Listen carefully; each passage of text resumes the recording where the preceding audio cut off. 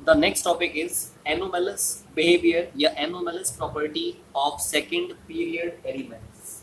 हम लोग जानते हैं जो भी आपके फर्स्ट मेंबर होता है हर एक ग्रुप का, यानी सेकंड पीरियड का के जो भी एलिमेंट्स होते हैं वो एलिमेंट्स आपके हर ग्रुप के फर्स्ट मेंबर्स होते हैं, जिनमें ग्रुप 1, ग्रुप 2 और ग्रुप 13 से लेकर के ग्रुप 17 तक के एलिमेंट्स आते हैं। ठीक है, तो ये जो एलिमेंट्स होते हैं the first member of group 1, group 2, group 13 to group 17, इनमें टेंडेंसी होती है ये अपने ही ग्रुप में पाए जाने वाले अदर मेंबर्स से डिफरेंट प्रॉपर्टीज को शो करते हैं। तो such type of behaviour of these elements, these representative elements which are found to be different in properties with the other members is called the anomalous behavior of the element present in second period. तो anomalous behaviour का मतलब अगर कोई element अपने ही group में पाए जाने वाले अदर मेंबर से डिफरेंट प्रॉपर्टी शो करता है तो इस प्रकार के बिहेवियर को एनोमलस बिहेवियर कहते हैं। अब प्रश्न यहाँ पर ये ऐसी कौन कौन सी प्रॉपर्टी होनी चाहिए किसी भी एलिमेंट में तब वो एनोमलस बिहेवियर को शो करेगा। तो पहली प्रॉपर्टी है स्मॉल साइज। वो एलिमेंट जो एनोमलस बिहेवियर शो कर रहा है उसका साइज स्मॉल होना चाहिए। Large charge to radius ratio, charge to radius जो रेशियो होता है, ठीक है, वो कैसा होना चाहिए, लार्ज होना चाहिए। There should be high electronegativity, element की इलेक्ट्रोनेगेटिविटी जो होती है ना वो हाई होनी चाहिए। And there should be absence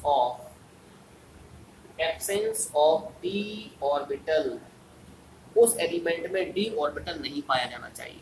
तो अगर किसी एलिमेंट में ये सारी प्रॉपर्टीज हैं, स्मॉल साइज है, charge to radius ratio large है, इलेक्ट्रोनेगेटिविटी हाई है और डी ऑर्बिटल एब्सेंट है, तो ऐसे एलिमेंट्स एनोमैलस बिहेवियर को शो करते हैं। अब हम कुछ पर्टिकुलर प्रॉपर्टीज की हेल्प से एनोमैलस बिहेवियर जो फर्स्ट एलिमेंट है हर एक ग्रुप का उसको स्टडी करेंगे। तो उनमें पहला है the first one is diagonal relationship. Diagonal relationship, question यहाँ पर यह है कि ये डायगोनल रिलेशनशिप होता क्या है, what do you mean by diagonal relationship. देखिए स्टूडेंट्स, सेकंड पीरियड के कुछ एलिमेंट्स होते हैं, मैंने यहाँ पर लिया है ग्रुप 1, ग्रुप 2, यहाँ मैं ले रहा हूँ ग्रुप 13 और इधर हम ले रहे हैं ग्रुप 40। ठीक है, तो यहाँ पर सेकंड पीरियड का पहला एलिमेंट है लिथियम, फिर बेरिलियम, फिर बोरॉन एंड देन कार्बन। और इसके रेस्पेक्ट में जो थर्ड पीरियड के एलिमेंट आएंगे उनमें होगा सोडियम, इधर हो जाएगा magnesium, aluminium as well as silicon. तो होता क्या है कि जो भी आपके सेकंड पीरियड में पाए जाने वाले कुछ एलिमेंट्स हैं जैसे लिथियम है, बेरिलियम है और बोरॉन है, ये अपने राइट हैंड साइड पर जो डायगोनल पोजीशन पर एलिमेंट पाए जा रहे हैं उनके जैसी प्रॉपर्टी को शो करने की टेंडेंसी इनमें पाई जाती है।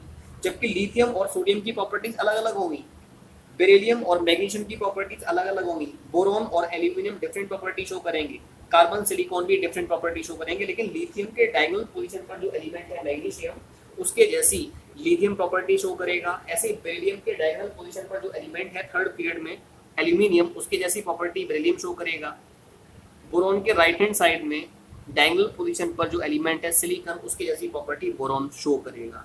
So such type of behavior of second period elements in which they tends to show the similar property with the element of third period present at their diagonal position is called as diagonal relationship। इसी को हम लोग diagonal relationship कहते हैं।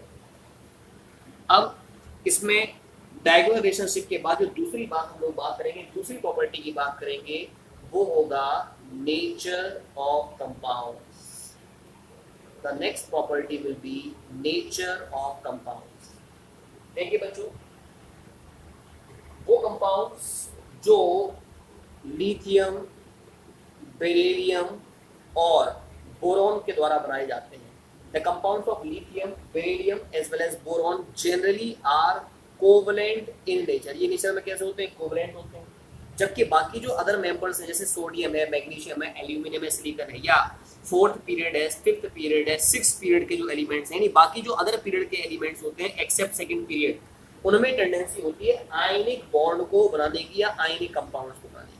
Ionic compound मैंने आपको क्या बताया, सेकंड पीरियड के जो एलिमेंट्स हैं जैसे लिथियम, बेरिलियम, बोरॉन, वो कोवलेंट कंपाउंड बनाएंगे, जबकि बाकी जो अदर एलिमेंट्स प्रेजेंट होते हैं वो आयनिक कंपाउंड को फॉर्म करने की टेंडेंसी रखते हैं। जैसे अगर मैं यहाँ पर बात करूं LiCl, लिथियम क्लोराइड, कैसा है? ये कोवलेंट है। और लिथियम की जगह पर अगर मैं NaCl की बात करूं जो थर्ड पीरियड का एलिमेंट का कंपाउंड है, ये कैसा है? ये आयनिक होता है नेचर।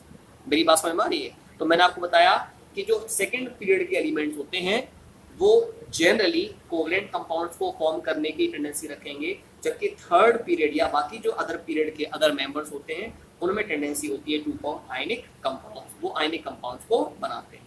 ठीक है, अब इसके बाद हम यहाँ पर जो बात करना चाहेंगे वो है तीसरी प्रॉपर्टी, जिसमें बाकी अदर मेंबर्स से एलिमेंट्स डिफरेंट प्रॉपर्टी को शो करते हैं, वो है maximum covalency. Maximum covalency. See students, if we are discussing about the maximum covalency, तो हम लोग जानते हैं कि जो भी आपके ये कौन से एलिमेंट्स हैं? The elements of the first period. ये फर्स्ट पीरियड के एलिमेंट हैं, सेकंड पीरियड के element, the elements of second period. तो सेकंड पीरियड में पाए जाने वाले जो भी एलिमेंट्स होते हैं, या हर एक ग्रुप का जो पहला एलिमेंट होता है वो सेकंड पीरियड का ही एलिमेंट है। ठीक है, तो उनमें चार वैलेंस ऑर्बिटल्स पाए जाते हैं। और वो चार वैलेंस ऑर्बिटल्स कौन कौन से हैं? उनमें से एक तो होता है 2s ऑर्बिटल, और तीन होते हैं 2p ऑर्बिटल्स। तो कहने का मतलब ये हो गया कि जो आपके हर एक ग्रुप में in the first member of each group we know well 4 valence orbitals are found। उनमें से एक 2s ऑर्बिटल होता है और तीन 2p एटॉमिक ऑर्बिटल होते हैं। तो कहने का मतलब how many total orbitals are involved here? 4 valence orbital होने के कारण ये जो आपके एलिमेंट्स होते हैं वो मैक्सिमम वैलेंसी, मैक्सिमम जो कोवैलेंसी शो करते हैं वो कितनी होती है? 4 होती है। इसी वजह से बोरॉन जो है जब फ्लोरीन से कंबाइन करता है तो एक कंपाउंड बनाता है BF4-। बोरॉन कभी भी BF6- को फॉर्म नहीं करेगा। क्यों?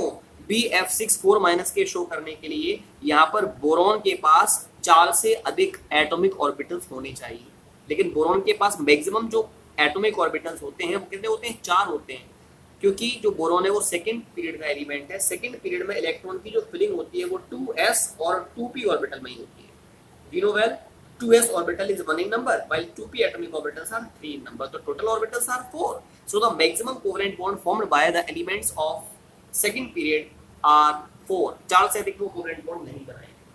जबकि बाकी जो अदर पीरियड के मेंबर्स हैं, जैसे अगर मैं थर्ड पीरियड की बात करता हूँ, थर्ड पीरियड के अंतर्गत जो एलिमेंट्स पाए जाते हैं, ठीक है, थर्ड पीरियड में जो भी आपके एलिमेंट्स पाए जाएंगे उनमें एक तो होता है 3s ऑर्बिटल प्लस, तीन होते हैं 3p ऑर्बिटल्स प्लस, और 5 होते हैं 3d ऑर्बिटल्स। तो कहने का मतलब हो गया 1 और 3 4, 4 और 5 टोटल एटॉमिक ऑर्बिटल्स जो इसमें पाए जाते हैं वो कितने हैं? 9 ऑर्बिटल्स। तो 9 ऑर्बिटल का मतलब हो गया कि इनमें 4 से अधिक वैलेंसी को शो करने की टेंडेंसी पाई जाती है। They can show the covalency more than 4। ये 4 से अधिक कोवलेंसी को शो करने की टेंडेंसी रखते हैं। तो कहने का मतलब यही कारण है कि ये जो आपके एलिमेंट्स होते हैं वो 4 से अधिक अपनी वैलेंसी को एक्सपेंड कर सकते हैं। जनरली जितनी कोवलेंसी ये एक्सपेंड करते हैं वो है 6 तक ये कोवलेंसी को एक्सपेंड कर सकते हैं। अगर मैं एल्यूमिनियम की बात करूंगा, एल्यूमिनियम जब भी फ्लोरीन से कंबाइन करता है इट फॉर्म्स AlF6-3-। तो यहाँ पर जो आपका एल्यूमिनियम है it is showing the covalency of 6 due to 6 atomic orbitals involve here. इसमें आपके s और p एटॉमिक ऑर्बिटल के साथ d एटॉमिक ऑर्बिटल का भी इन्वॉल्वमेंट होने के कारण इनकी जो कोवलेंसी होती है वो 6 तक एक्सपेंड कर सकती है।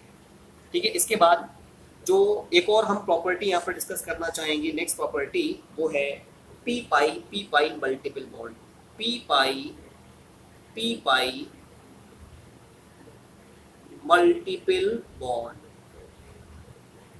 या मल्टीपल बॉन्डिंग एक ही बात है। हमें पता है कि जो एलिमेंट्स हर एक ग्रुप का जो पहला मेंबर है, कहने का मतलब है सेकंड पीरियड में जो भी आपके एलिमेंट्स पाए जाते हैं उनका साइज स्मॉल होता है, उनका स्मॉल तो होता है साइज, एंड और हाई होती है इलेक्ट्रोनेगेटिविटी, और इलेक्ट्रोनेगेटिविटी इनकी अधिक होती है। तो स्मॉल साइज और हाई इलेक्ट्रोनेगेटिविटी होने के कारण उनमें मल्टीपल बॉन्ड को बनाने की टेंडेंसी पाई जाती है। जैसे अगर मैं कार्बन की बात करूं, एक कार्बन जो एलिमेंट्स प्रेजेंट है ना सेकंड पीरियड में, या तो वो खुद से ही कंबाइन कर सकते हैं, एक कार्बन दूसरे कार्बन से कंबाइन हो सकता है डबल बॉन्ड के द्वारा, या एक कार्बन दूसरे कार्बन से ट्रिपल बॉन्ड बना सकता है, या एक नाइट्रोजन दूसरे नाइट्रोजन से ट्रिपल बॉन्ड बना सकता है। तो कहने का मतलब ये हो गया सेकंड पीरियड के जो भी मेंबर्स होंगे उनमें एक तो टेंडेंसी होगी कि वो खुद के ही एलिमेंट से कंबाइन करें, है ना, और क्या बनाए मल्टीपल बॉन्ड को फॉर्म करें, या इन एलिमेंट्स में ये भी टेंडेंसी होती है कि वो दूसरे एलिमेंट से कंबाइन करें। कार्बन है वो ऑक्सीजन से कंबाइन करके तो ये दोनों ही सेकंड पीरियड के मेंबर्स हैं, आपस में कंबाइन करके मल्टीपल बॉन्ड बना सकते हैं। कार्बन नाइट्रोजन से भी कंबाइन कर सकता है टू फॉर्म मल्टीपल बॉन्ड। इसके अलावा नाइट्रोजन ऑक्सीजन से भी कंबाइन कर सकता है टू फॉर्म मल्टीपल बॉन्ड। लेकिन ये जो टेंडेंसी है मल्टीपल बॉन्ड के फॉर्म करने की, वो अदर मेंबर्स में फर्स्ट, हर एक ग्रुप के फर्स्ट मेंबर को छोड़ करके बाकी जो अदर मेंबर्स होते हैं उनमें कम पाई जाती है मल्टीपल बॉन्ड को बनाने की टेंडेंसी। तो आपने देखा इन सभी प्रॉपर्टीज में जो पहला मेंबर है हर एक ग्रुप का वो बाकी अदर मेंबर से डिफरेंट प्रॉपर्टीज को शो कर रहा है। It means it is showing the anomalous behaviour.